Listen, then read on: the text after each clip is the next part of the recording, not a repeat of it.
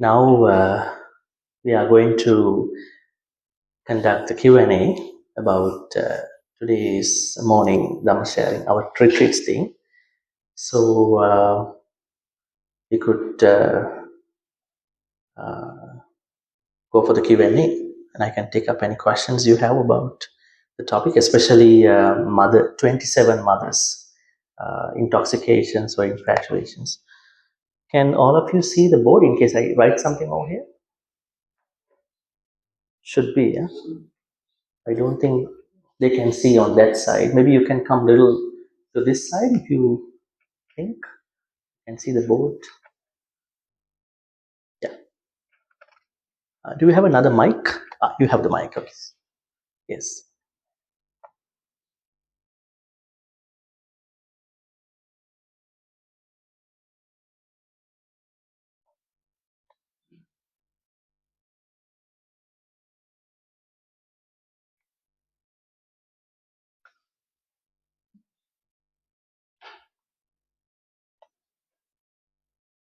Yeah. But Yes. Bhante, since there's no questions, I'll kickstart the session by asking questions. One of the 27 Mada is Sila Mada. And how is it different from Sila Nusati? To what extent should one practice Sila Nusati such that it does not become a Sila Mada? Sila Anussati means contemplating on your own morality. So you know the limits of that contemplation. So it doesn't become a part of Sila Mother. I don't know whether many of you know Anussati. Anussati is another way of practicing meditation. We have Sati and we have Anussati. So probably I can write which color is suitable. Blue color? Any color. Okay. Sila. Sila. Now Sila Mother and Sila Anussati. They are okay. Sila Mother is a problem, and Sila Pada Paramasa also a problem.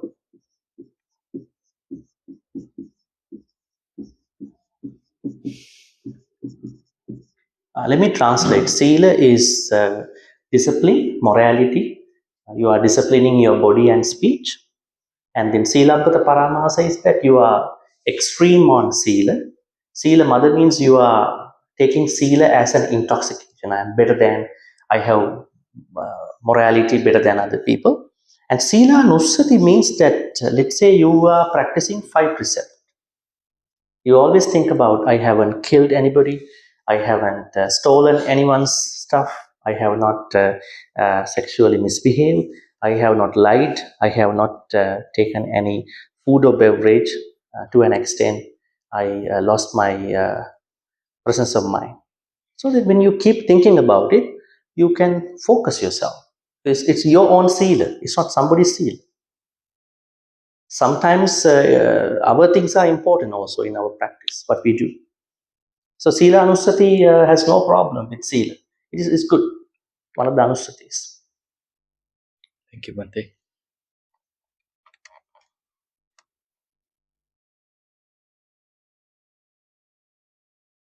There's one question over there. Yeah.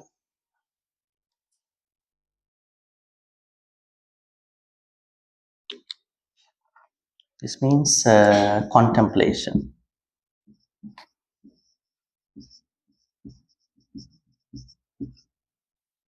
Yes, but Yes, Bhante, can you just share with us how does mother appear in us, and how do we contain and manage this mother? how does mother How does mother arise? Mother arise in And us? how do we contain and manage this mother? That's what we've been discussing actually. So, how meaning how does it come about? Okay. Yeah, is it because there's we just viewed as a self? Oh. Is it because lack of understanding on how the Panchakanda works? Perhaps you can just expand a bit more. Yeah. No, we don't have to go too much on that. You don't need to go too much on the Panchak five aggregates. Mother arises in a failed attempt in not understanding your mental states. Now, let's say, for instance, we all want to be healthy. Nobody wants to be unhealthy unless someone wants to take the life, which is a very bad, which is a panadipata. So, let's say we are healthy. We have a seal. And we have most of the things. We have honor, we have respect, we have wealth, we have money, we have the loved ones, we have the support. So mother arises when you don't know how to balance out that happiness, when you don't know how to balance out the blessings that you have. That means when you have blessings, you need to balance out the way how you look at it. Otherwise, the way how we look at it can end up with an intoxication, because you are too much onto that. You are trying to take it so hard, strongly. Say, for instance, you are very healthy. You are thinking too much about, yeah, I'm healthy, I'm healthy, I'm healthy, healthy. Then you come to a certain point, I'm healthier than you, I'm healthier than other people. You go on that thinking. So it's a balancing out of what you have. I think most of the things, 27 mothers, they are normal things in our life. Unless you are not going to think too much about it, unless you are not going to take those happy things onto an extreme end, that is how mother can arise. So before the 27 things become a mother, we can do certain things. If we are giving lots of awareness to what we are having, so we can balance out, we can minimize the influence from mother.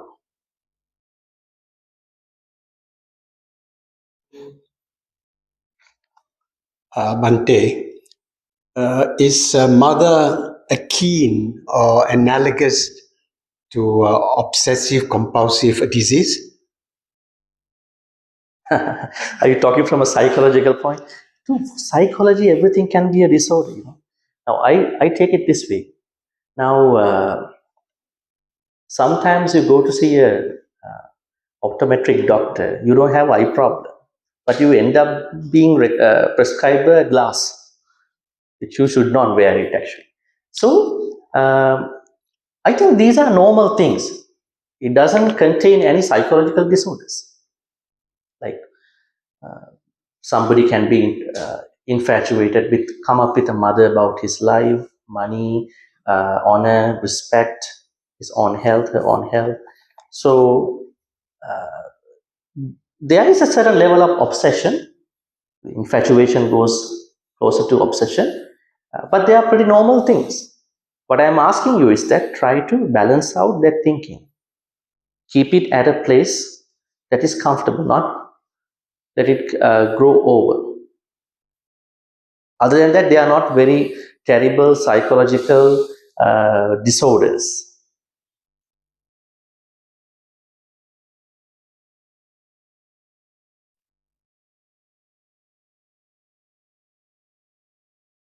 Yeah, Bhante. So, in order for for mother not to arise, can we just tell ourselves or remind ourselves not to be arrogant, to be humble, to take things simple, and not to overreact. To keep reminding ourselves not to be too arrogant and to be humble, simple, forgiving. Can this minimize our mothers? The problem is mind doesn't listen to us. Mind does its own way of things. So yeah, you are right, and this is what we want. We want to be humble enough. So I think it is better to cultivate our thoughts. As a result of that cultivation over time, we will be able to be actually really humble, going to be down to earth beings.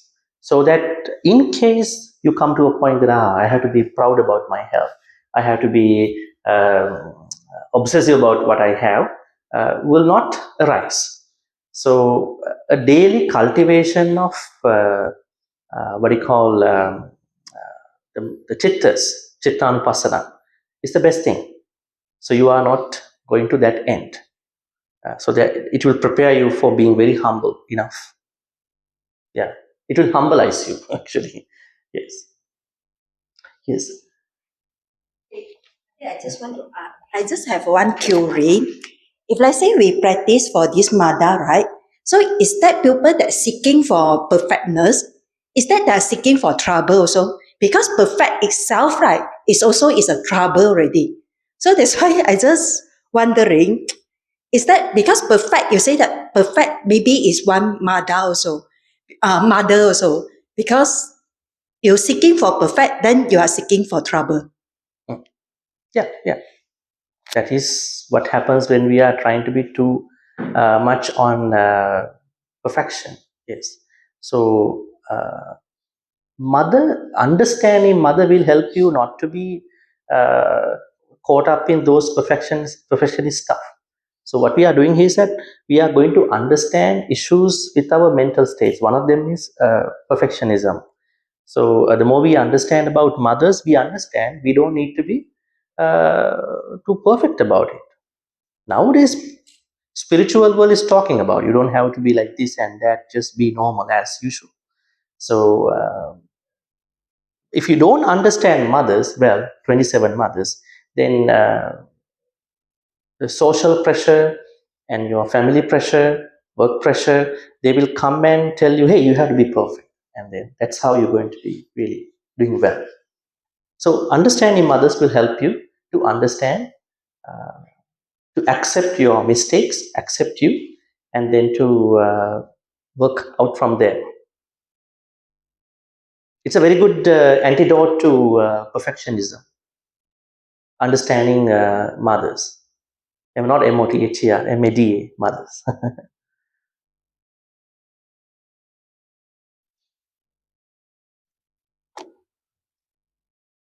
Bhante, if let's say we do not control the mother, we'll grow into a tanha, which is, we'll crave for more of this akusala things. Thank you. Yeah, finally it will lead to tanha. Tanha means what you call, we call it craving, but tanha is the highest form of greed. So, mother is a part of greed, because when you are so much proud about your health, you are greedy about your health. You don't want to lose it. When you are too much valuing about your wealth, you are too greedy about that thing. So, mother is a form of greed, which eventually takes us to tanha. So, that's why we have to do the maneuvers at this mother level, which will not take us to craving finally.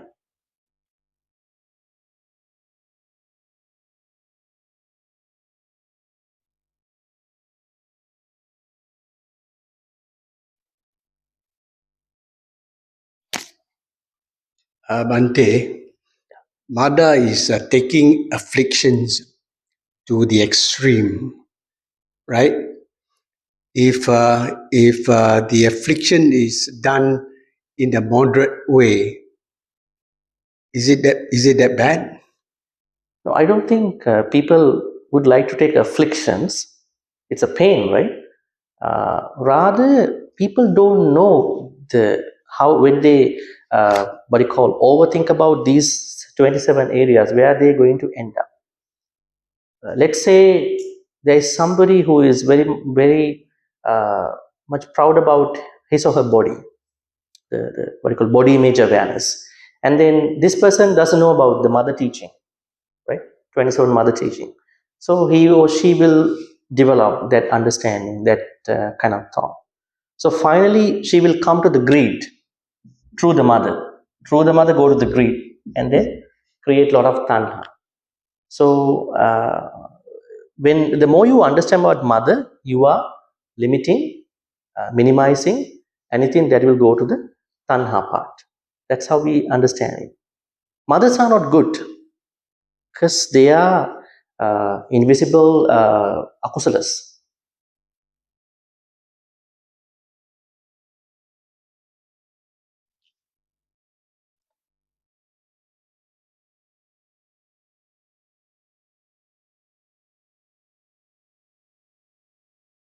Any more questions about today?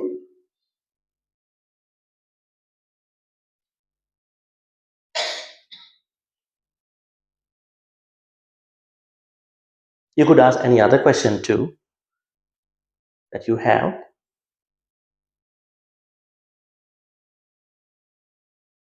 Bhante, these 27 madas found in sutta or in commentary or They are scattered everywhere,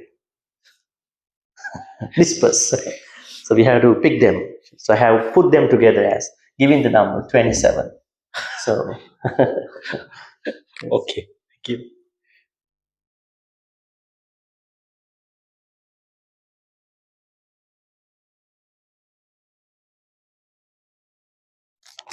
Bhante, yes, can meditation help to suppress mada? yes, Because meditation, just now Bhante explained that it can help to eliminate greed. If it can, I cannot comprehend and I don't understand how will it help yeah, by it does. meditation. Yes, that's why I started off this retreat by asking you the question, why do we meditate? Let's go back to that question and answer your question. Why do we meditate? I'm asking from everybody. That's why we came here, right? To learn from you. Why do we meditate? Huh? Get rid of? The Pali term is to overcome Niwarana.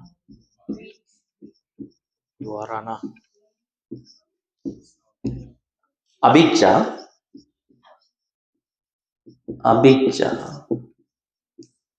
and domanas. Where do we find this?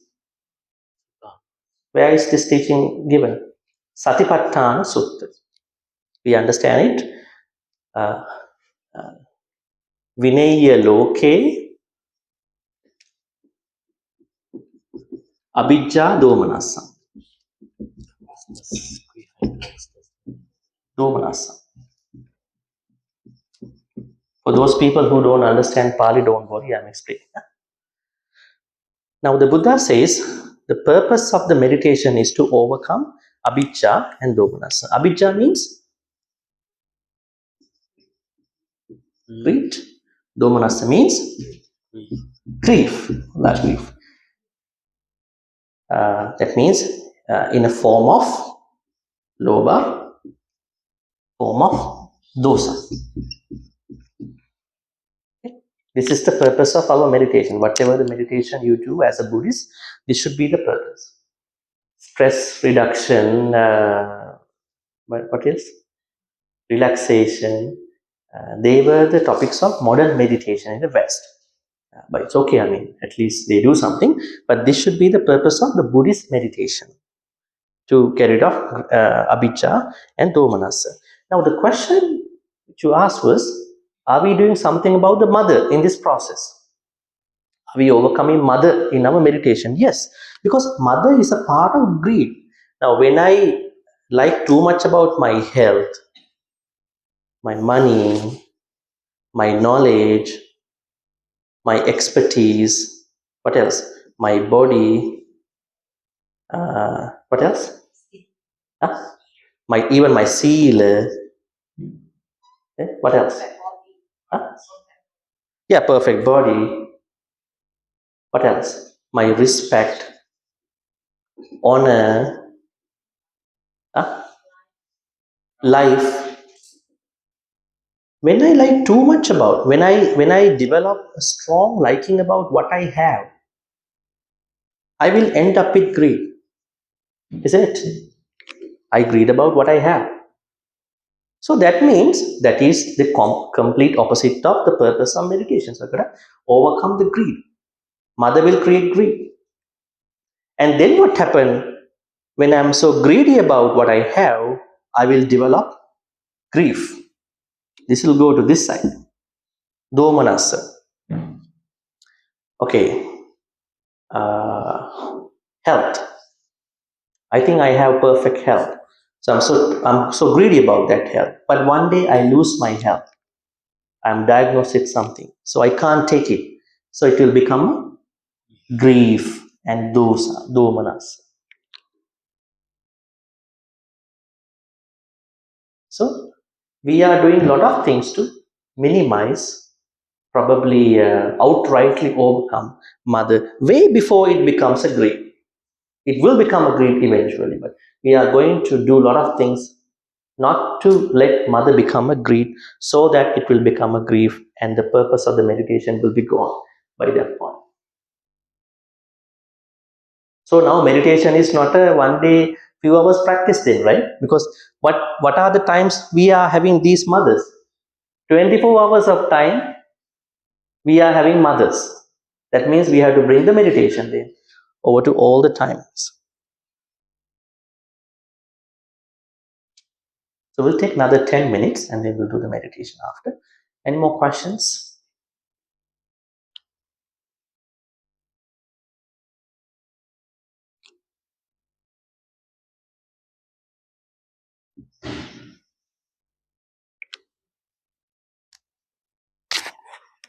Good afternoon, Bhante. As I can see that you describing the first stage of meditation is to get rid of greed and to overcome grief.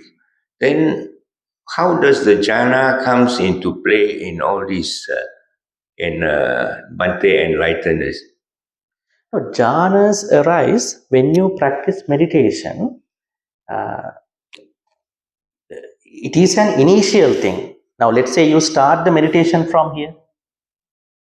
Let's say this is the starting point. You are starting the meditation. Let's say you are starting meditation now. Then when you progress your meditation, you come to the jhanas. When you are calm, well, you are coming to the jhanas. This is the samatha part. What is it? Samatha part.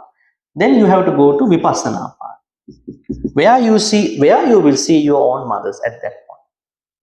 Without calming yourself, you cannot see your own mother. Why don't many people see their own mothers? Because they are not calm enough to see that. So jhanas arise at the first level, and then when you are continuing that jhanas, samatha, what you call level of meditation, you will come to vipassana. You will see through your own issues. You start at the initial level of your meditation.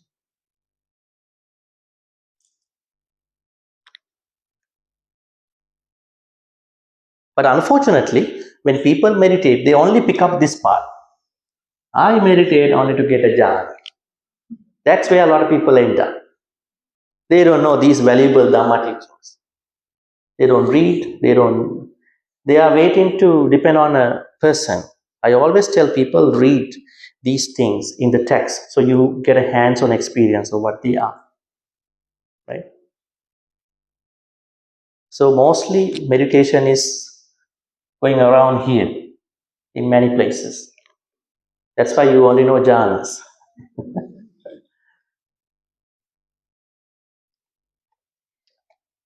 Bhante, can we mindfully remind ourselves of the mantra moderation in our daily activities to check our mada? With mindfulness, yeah, with mindfulness. Mindfulness means, what is the mindfulness that we are having? Anapanasati, breath meditation, maybe a walking meditation, sampajanya meditation.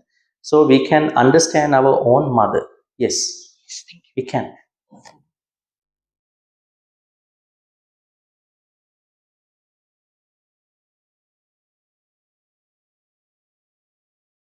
We are making a self time for us every day. So we will understand our problems. Remember, before the next question, one of the queens of the King Bimbisara.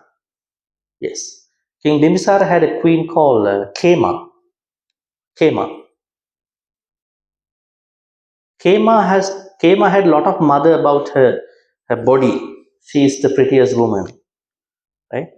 She was always thinking, I'm the prettiest, others are not. So then one day she came to the temple, and Buddha didn't want to talk about anicca, anything, because she's too new to these things. So the Buddha created a more beautiful lady from a heaven, and then how she is aging next to the Buddha, and then how she fell down. And then by looking at that, she lost her mother. What mother is that? Maybe Jivita mother, Arogya mother, Vanna mother, she lost it. So there are examples, stories also about how certain people got rid of the mother. Even monk Vakkali, who is he? Vakkali. Vakkali is a son of Suddhodana king's one of the sisters, Buddhist relatives actually. So after he became a monk, he always goes near to the Buddha and keeps looking at the Buddha. Then Buddha did not encourage that. He asked, why are you looking at me all the time? Like how many other people looking Buddha statue, looking at the Buddha statue all the time. You cannot see me this way. You have to first understand paticca samuppada, cause and effect. When you understand the cause and effect only, you will understand the Dhamma. When you understand the Dhamma, you will see the Buddha. Now, how many of us see the Buddha? Directly go to the Buddha statue and see the Buddha. Isn't it? Yes, we have a certain calmness. Right? I know there are people, they're getting really mad. I remember one plumber in Canada, Sri Lankan one, and he is going to certain houses to repair the pools actually. So he saw one white guy was putting a Buddha statue at the end of the pool and having a beer. What are you doing? We put the Buddha statue in a higher place. Respect. No. This is my happiness. I'm having a beer by looking at the Buddha statue. So that is what we understand. Only just by looking at the Buddha, people might. So in order to see the Buddha, we had to go this way. So then he didn't encourage Vakkali to look at him. So that means when you look at it, you will have a certain mother, right? So we should not get caught up in any intoxications, any infatuations. Infatuations can come from the good things too, sila and all these things.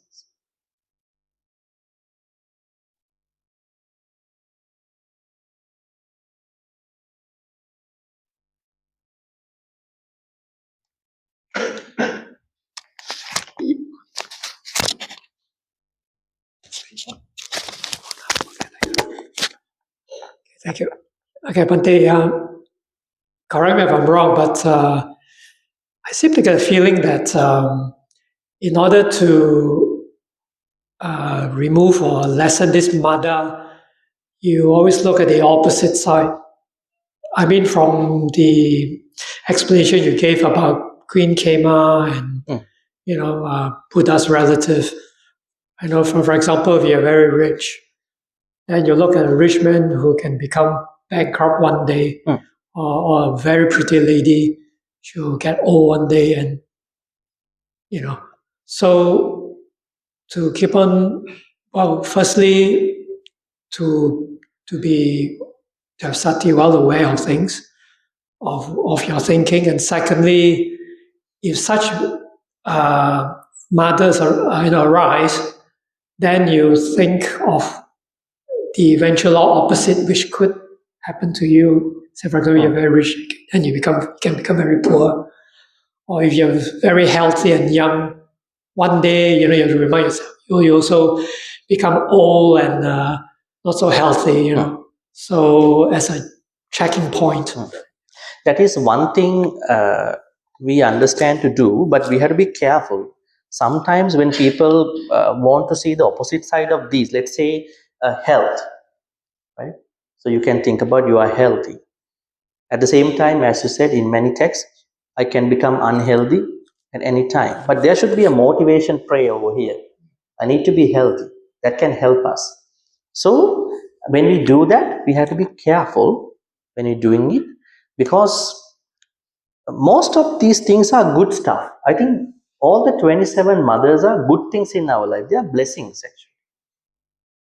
Right? Health, honor, sila, knowledge. They all are hardly earned good things. So what we want is, by keeping the blessing in a proper way, and then to continue developing it. When you, time to time, we can see the opposite side too. Right? Among many people who are getting sick every day, why I am so blessed to be healthy. I can also become unhealthy one day, but I do my best to become healthy. But I can become unhealthy anytime. I'm a rich person, not because I inherited from my mother, father. I need to improve my richness every day, but anytime I can become bankrupt. I can become. It might happen, it might not happen. But if you're always thinking, I am rich, but I can be bankrupt. I am rich, I can be bankrupt. I think that's I think not a good motivation. See, you got to be keep a balance out of it. Actually, Because I just thinking about Sorry. when I was younger. Then I thought I'll be young forever. So, Yeah, so, that's definitely an intoxication. hey, I can run a marathon with no problem. So I guess a bit of self-reflection once in a while. Yeah. Thank you. Yeah. And the other thing in that context is, there are things that we have to enjoy as blessings at a certain time. Beauty of anybody. You can't enjoy it when it is past. But you have to enjoy it by understanding the limits of it. And aging, beauty, health, and then what else? Even respect. Some people are not always respected. They are in a certain corner of their certain climax of their reputation at a certain time. But then after time, flies, they are not that much respectful because other people are coming up in the industry. So people need to go to those things. By understanding, I should not develop then to intoxication level, mother level. So things are okay.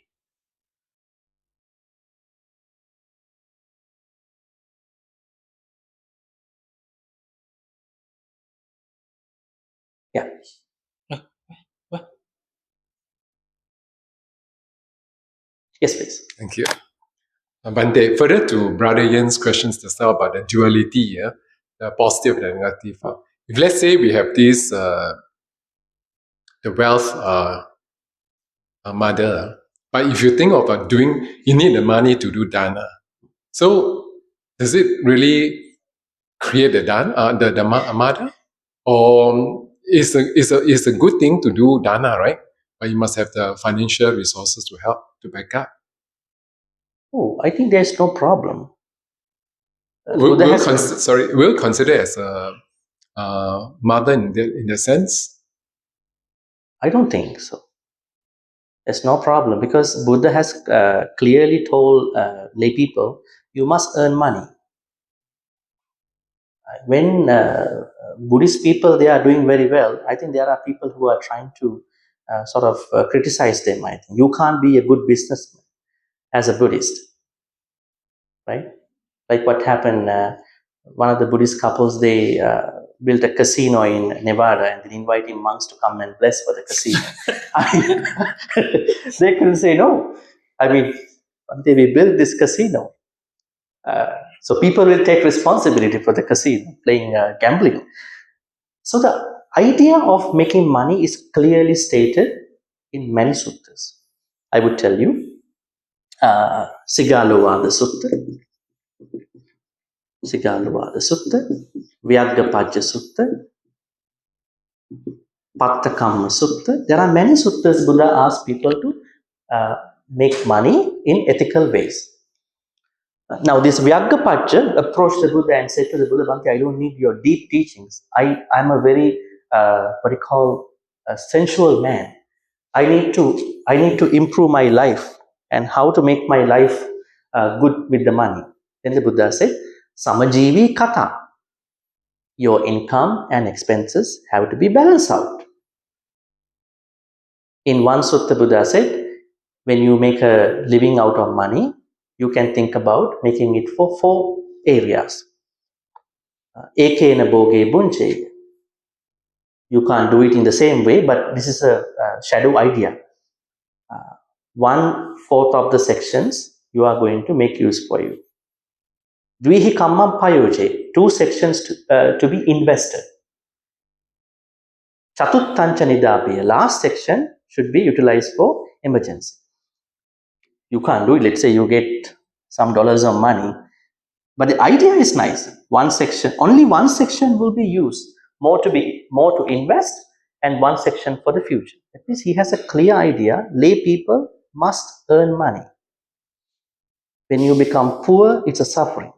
Buddha had said that in many suttas. If there's nothing you can do, that's another problem. But the Buddha said you need to have some sort of money to do well. But there are times you might be very poor. So not even expecting money for giving dana, Buddha clearly said lay people must have righteous money to do their activities. Nowadays, I think things have been more formal. If you don't have some sort of money, even you can't do well in a vihara activity. Vihara activities have been very much formal now. Katina ceremony, Vesak ceremony, you have to donate. Donations are always everywhere. So even you look at the suttas, there are clear statements of the Buddha that earning money is not a bad thing. But you earn money in wrong ways, it is a problem. And you earn money and spend for unnecessary things, that is also a problem. Otherwise, it's okay.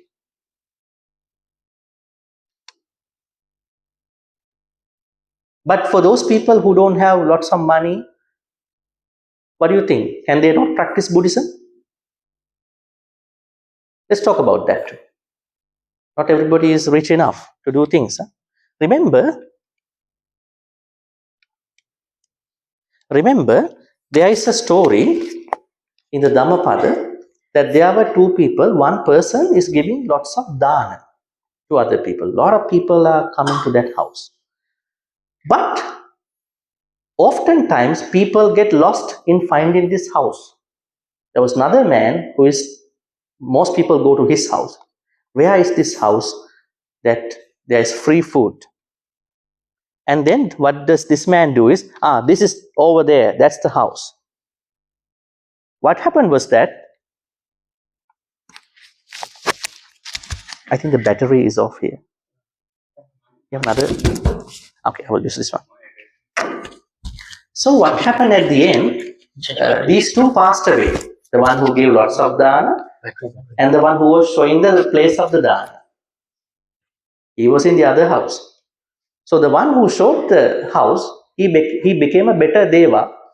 The one who gave dana, he became a lower deva. He became a lower deva in the heaven. Now you will ask why it happened so. So the person who showed the dana house had lots of dana, metta, panya thoughts. But the one who gave dana had some sort of expectations. By giving dana, may I become a very big deva in heaven. By giving dana, may I be more rich in my next life. By giving dana, may I have a good mother in next life. This mother is not good at it. This father is not good in this life. May I have better siblings. May I have a lot of money in my next life. So you are cutting down the intensification of the dana. But that person simply showed the place with lots of happiness. What does this mean? It doesn't matter how much money, how much things you are doing. What matters is the quality of the mental states. So the quality of the mental states is the most important. It's not just how much. All right, we can take one last question and then we will go to the meditation part. And this will be the last talk I'm giving here. Are the 27 mothers very clear to you and their context?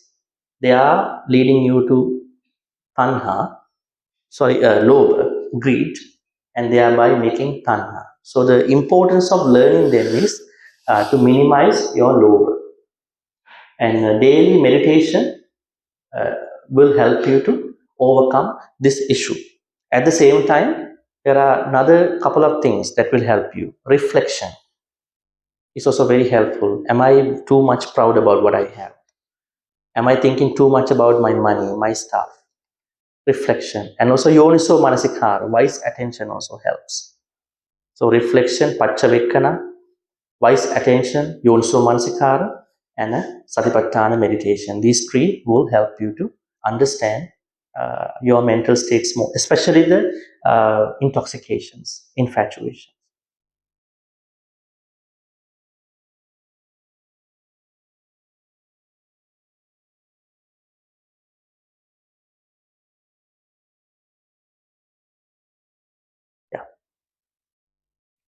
Bhante, can ask?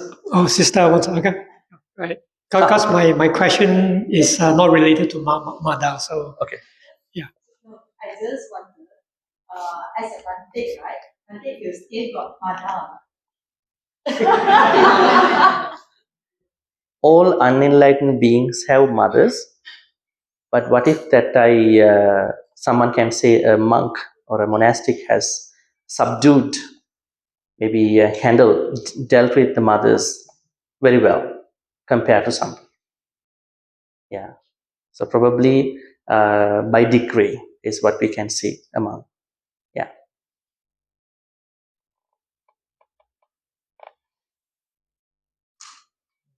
Oh, yeah. okay.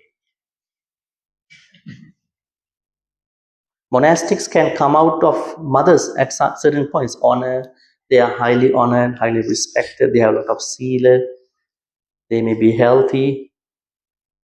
They have a lot of Dhamma knowledge, right? There are all the reasons, conditions. So they also have to monitor all the time. Yes. Yes, Bhante. This one is actually to do with where will be the best place, best destination to be reborn. Okay, it is a question of practice. There's schools of thought, a lot of the discussion on this. Some argue that the best destination is the human plane, because there you can practice the Four Noble Truth. There's suffering and all that, and we actually experience suffering. Some argue that at the higher planes, you have more time. You're more powerful. You can practice and get enlightened quicker. But of course, the argument is when you're higher up, there are too many distractions, and it's very difficult to focus whilst you're having a great time up there with all the sensual pleasures. So by the time you realize time is up and you're back to your lower level. So I would like to seek your